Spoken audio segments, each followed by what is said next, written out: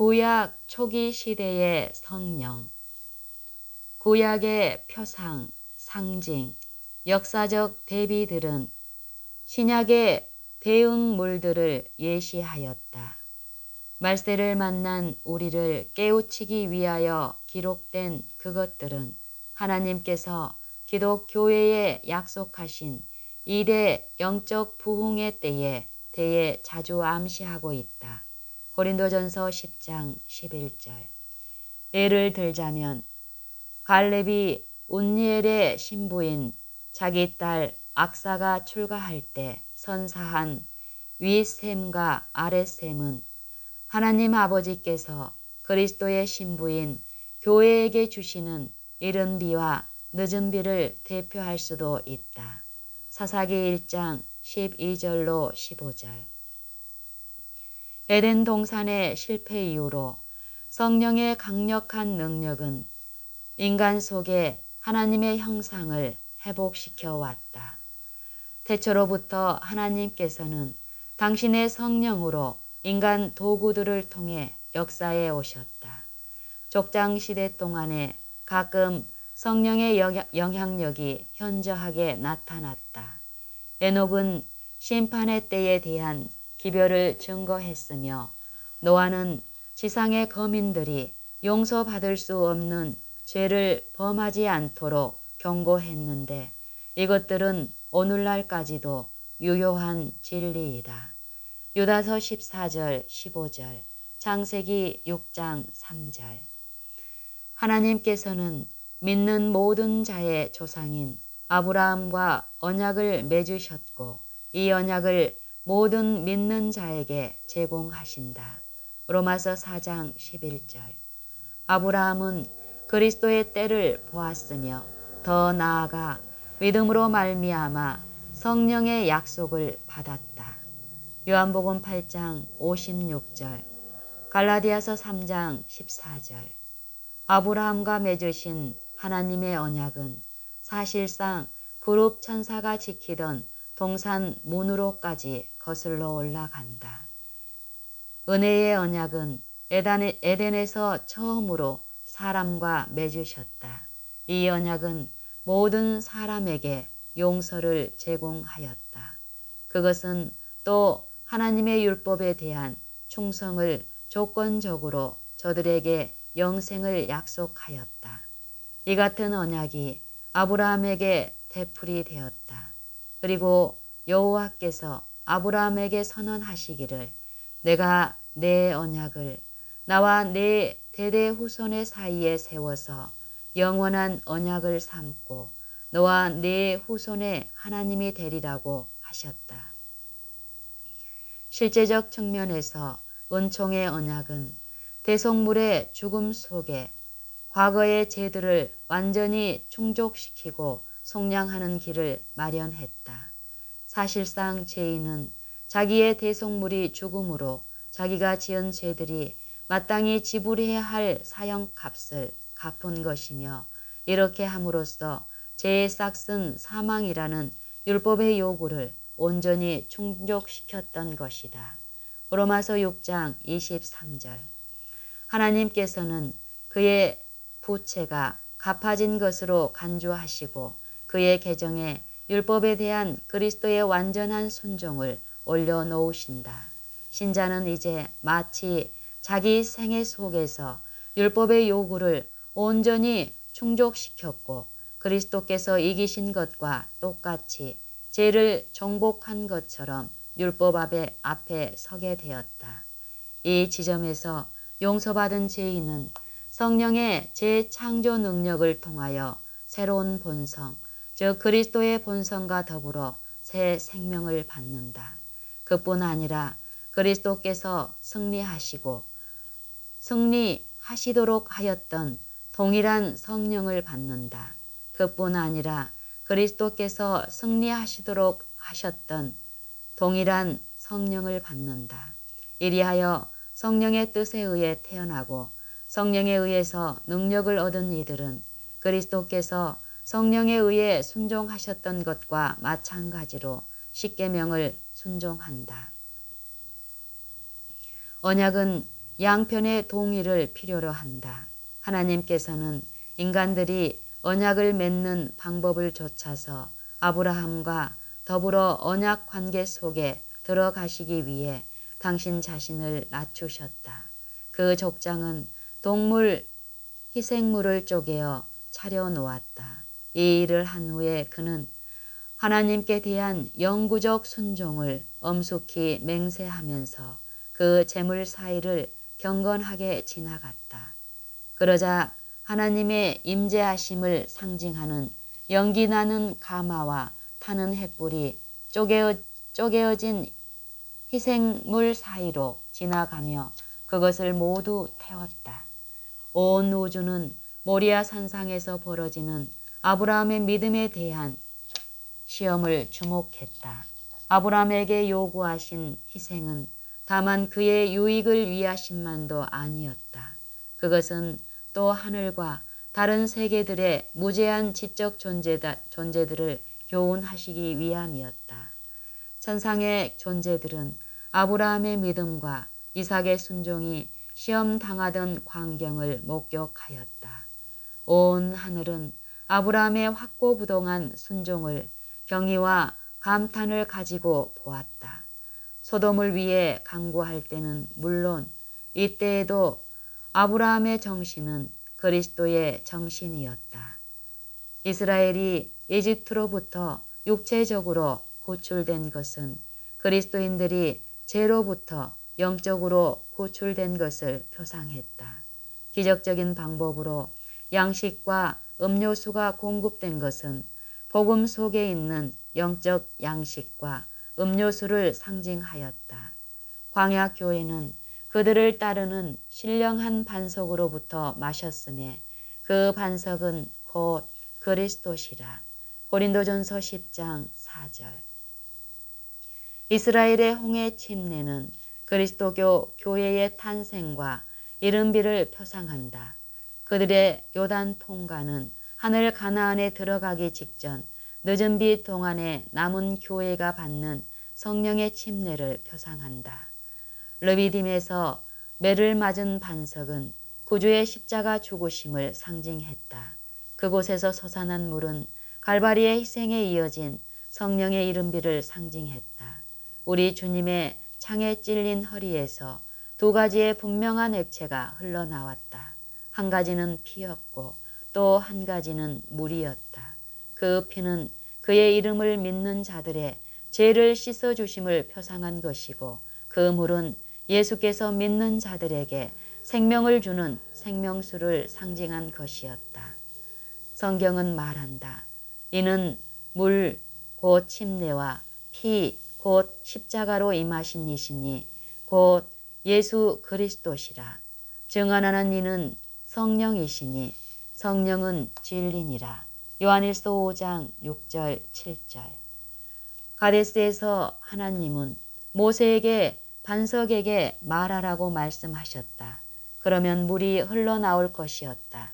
이것은 그리스도의 일회적 희생이 율법의 요구를 만족시켰으며 늦은 비는 또 한 번 반석을 침으로써가 아니고 믿음의 기도를 응답해 주심으로 내리게 될 것이라는 것을 가르쳐 주는 것이다. 반석을 두드린 모세의 성급한 행위는 표상을 손상시켰다. 그러나 부엘에서 하나님은 연합 상징을 준비하셨다. 입법자의 지시에 따라 방백들은 그들의 종들과 함께 우물을 하나 팠는데 백성들이 노래하며 기뻐하는 동안에 물이 솟아나왔다. 민수기 21장 16절로 18절. 이것은 오늘날의 교인들이 목사와 교회 직원들로 더불어 연합해서 힘을 합칠 때 교회가 늦은 비와 능력을 받게 될 것이라는 것을 가르쳐 준다. 남은 무리는 이스라엘의 광야, 유랑, 실패, 성공들을 연구함으로 많은 교훈을 배울 수 있다. 하나님의 현대 이스라엘에 관하여 그들은 고대 이스라엘이 따랐던 것과 동일한 길을 따르고 있다. 그대들은 고대 이스라엘이 따랐던 것과 동일한 길을 따르고 있다. 우리는 그 백성들의 역사를 되풀이하고 있다. 라고 말한다. 이스라엘은 이집트로부터 육체적 탈출이 이집트로부터의 영적 탈출을 필연적으로 포함한 것은 아니다라는 것을 인식하지 못했다. 이스라엘은 이집트로부터의 육체적 탈출이 이집트로부터의 영적 탈출을 필연적으로 포함한 것은 아니다라는 것을 인식하지 못했다. 자기 만족에 빠져서 이스라엘 백성은 자신의 빈곤을 느끼지 못했다. 그들이 성령의 계속적인 임재 없이 순종하는 것이 불가능하다는 것을 배우는 데는 시간이 걸렸다. 하나님께서 그들에게 순종의 조건 위에서 제사장 왕국을 허락하셨을 때 그들은 자신의 의를 세울 수 있다고 느끼고 여호와께서 말씀하신 모든 것을 우리가 행하고 순종하겠나이다 라고 선언했다. 그러나 그들이 반역하여 주의 성령을 근심하게 하였다. 이사야 63장 10절. 그들의 선한 의도와 성숙한 서원은 그들의 선한 의도와 엄숙한 서원은 무너지고 말았다. 그러므로 하나님께서는 그들과 더불어 은총의 언약을 갱신하셨는데 이것은 순종할 수 있도록 성령에 의해 그들에게 능력을 주시겠다는 하나님의 약속 위에 기초한 것이다. 하나님은 그분의 영이 없이는 그들이 행할 수 없는 것을 그분의 영에 의하여 그들 속에서 행하겠다고 제의하셨다. 선지자 에스겔을 통해 하나님은 말씀하셨다. 새 마음을 너희에게 주되 내 영을 너희 속에 두어 너희로 내 율례를 행하게 하리라. 에스겔 36장 26절 27절. 이스라엘에게 주신 교훈들은 우리에게 속해 있다. 자신의 의로움을 세우려 하는 대신 우리는 그리스도의 의로움을 받아들인다. 즉 성령으로 새로워진 마음은 성령의 열매를 맺을 것이다. 그리스도의 영을 갖고 있기 때문에 우리는 그분께서 행하신 대로 행할 것이다. 이집트에서 떠난 그를 모르는 노예 족속들에게 하나님께서는 어떻게 구원에 관한 영적 진리들을 가르치실 수 있었을까? 그분은 그들에게 성소를 건축하도록 요구하셨다. 하나님께서는 그림 언어와 실물 교훈과 시각 자료들을 사용해서 당신의 백성과 교통하기로 계획하셨다. 그분께서는 그리스도를 가르치고 율법을 존숭하도록 표상을 준비하셨다. 백성들이 하나님을 기억할 수 있도록 하는 특별한 의식 제도가 확립이 되었다. 이것은 십계명을 보호하고 파괴되지 못하도록 막아주는 울타리 역할을 하였다. 비록 동물 제물 자체가 섬기는 자를 그 양심상 온전하게 할 수는 없지만 성령께서는 이것들을 사용하셔서 오시게 될 제 짐을 지실 분에 대한 믿음을 고무시키셨다. 히브리서 9장 9절. 제단은 하나님의 율법을 어기는 것의 심각성을 강조하고 모든 각각의 죄 속에 사망이 잠복해 있다는 것을 선언했다. 오로지 죄인의 죽음만이 자기 죄를 속할 수 있었으며 그렇지 않을 경우에는 죄인이 대속물의 죽음에 대한 믿음을 통해 율법의 요구를 이룰 수 있었다. 성소 봉사를 통해 교훈된 순종의 원칙들은 역시 현대 이스라엘에게도 적용된다.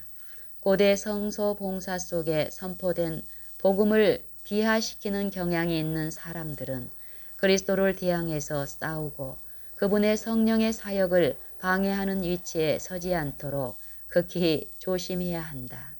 영감의 붓은 다음과 같이 경고한다. 아버지의 뜻은 무엇인가? 우리가 그분의 계명들을 지키는 것이다. 그리스도께서는 아버지의 뜻을 강화시키기 위해 모세를 통해 하나님의 백성들에게 주어진 율례와 법도를 창시하여 창시자가 되었다. 그리스도께서는 아버지의 뜻을 강화시키기 위해 모세를 통해 하나님의 백성들에게 주어진 율례와 법도의 창시자가 되셨다. 그리스도를 높이기는 하나 유대 교회를 지배하던 율법을 대항해서 서 있는 그리스도인들은 그리스도가 그리스도를 대적하도록 하는 것이다. 성경은 전형적인 성서 봉사 속에 매일의 봉사와 연례적인 봉사, 이 두 가지 의식이 있음을 묘사한다. 매일마다 반복되는 봉사들은 그리스도께서 모든 복음 시대 동안에 하늘 성소에서 봉사하시는 것을 상징했다. 전형적인 성소의 봉사는 그리스도의 사망 직후에 성전 휘장이 찢어지는 것과 더불어 그 의미를 상실하게 되었다.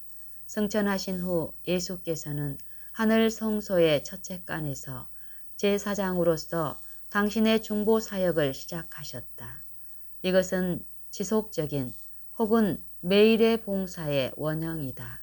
그리스도교 시대가 끝나갈 즈음에 예수께서는 당신의 추종자들을 위한 당신의 봉사를 결말짓기 위해 지성소로 들어가셨다. 원형적인 대속죄일 봉사이다.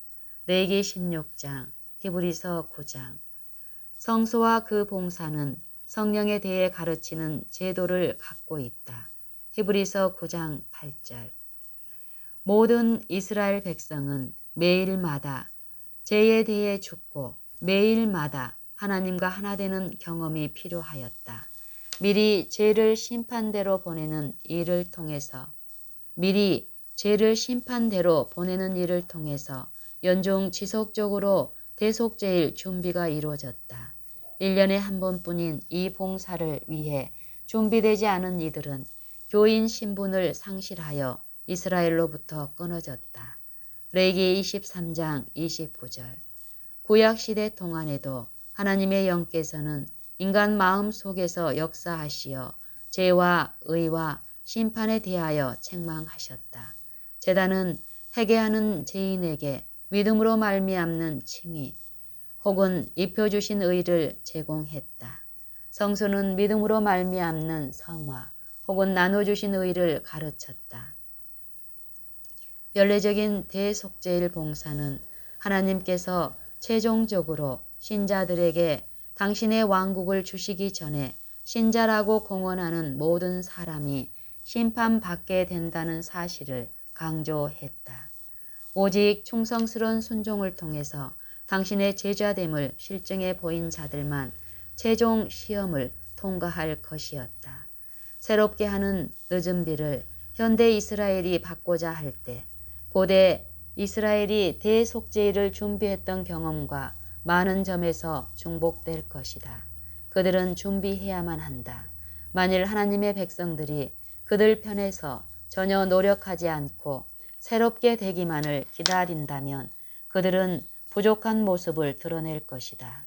하나님의 새롭게 하시는 능력은 하나님께서 그들에게 명하신 일, 곧 육신과 영의 모든 부정으로부터 스스로를 정결케 하고 하나님을 두려워하는 중에 온전한 성결을 이루는 사업을 수행함으로 자신을 준비하는 이들에게만 이르러 올 것이다. 여기 언급된 준비는 행위뿐 아니라 태도까지 포함한다. 나는 만일 그들이 모든 저지르기 쉬운 죄와 교만, 이기심, 세상을 사랑함, 그리고 모든 옳지 못한 말과 행동을 극복하여 승리를 얻지 못하면 어느 누구도 새롭게 함을 누릴 수 없음을 보았다. 어떻게 교회가 그리스도의 완전하심을 세상에 나타낼 것인가? 교만과 세속적인 태도에 대해 승리를 얻음으로써이다. 매우 절박하게 성령님의 임재하심을 갈망하지 않는 마음 속에 성령께서 영원히 거하시리라는 생각을 그 누구든지 갖지 말아야 한다. 야곱이 천사에게 간청했던 것처럼 우리도 성령께서 내재하시기를 간청해야만 한다. 엘렌 G. 화이트는 기록한다. 나는 우리가 성령의 침례를 받기를 원한다. 이 일은 우리가 생애와 품성의 완성을 나타내기 전에 갖춰야 할 일이다. 나는 교인 각 사람이 하늘의 손님들이여 와서 나와 함께 거하자고 말씀하시는 예수님을 향해 마음을 열기를 바란다. 나는 우리가 성령의 침례를 받기를 원한다. 이 일은 우리가 생애와 품성의 완성을 나타내기 전에 갖춰야 할 일이다.